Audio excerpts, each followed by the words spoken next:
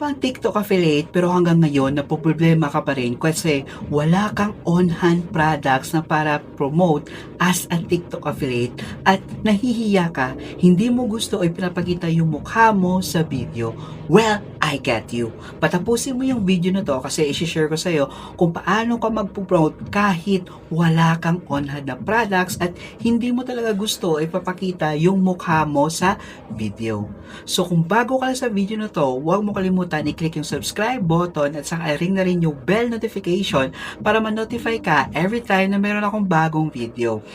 Now, paano ko ba ginawa yung image na to into this video? And the best part, as of now, free ito. Okay? So yung gagawin mo is i-click mo yung link, okay? Nasa description box below. Once na-click mo yung link sa description box below, is mag-click ka ng start for free. Okay? Tapos, pumili ka kung ano yung gusto mong i-sign up na account. It's either TikTok, Facebook, o kaya Gmail. So, in my case, yung ginamit ko is Gmail para updated ako, especially sa mga bagong updates nila. So, kaya, let's see you on the website. So guys, nasa loob na tayo ng Pipit AI. So gagawa na tayo ng marketing video. Okay? So first, i-click lang natin yung marketing video. Tapos syempre, set natin for VU 3.1.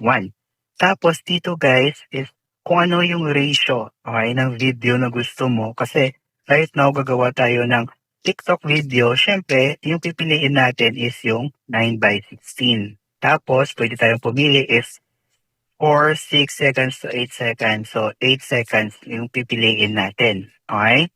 So, tapos dyan guys, is mag-upload tayo ng picture. Okay? So, ito yung picture na ginamit ko. Okay?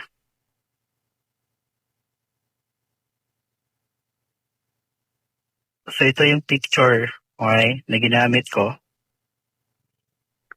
Tapos, maglalagay tayo ng prompt. Okay? So, yung prompt, okay, depende if ikaw gusto mong gumawa ng prompt or gamit yung ChatGPT.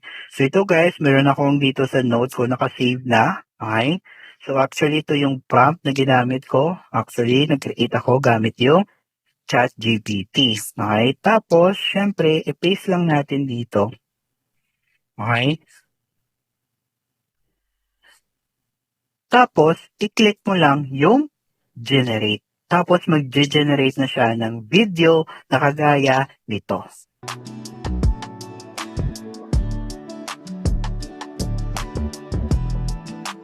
So, yan guys, very simple lang, okay? Pero kung ikaw, kagaya ka ni Sir na as in wala kang time kasi nasa ibang bansa ka, okay? So, sabi niya ako na yung gagawa ng video para sa kanya, okay? So, ang gawin mo is i-message mo ako sa Facebook, pag-usapan natin yan, okay? Or kagaya ni ma'am, kasi full-time siya nagtatrabaho, wala siya lang time paggawa ng video, okay? I-message mo lang ako sa Facebook, i-click mo yung link na sa description box below. So it's me again, Anthony James Yusa, signing out.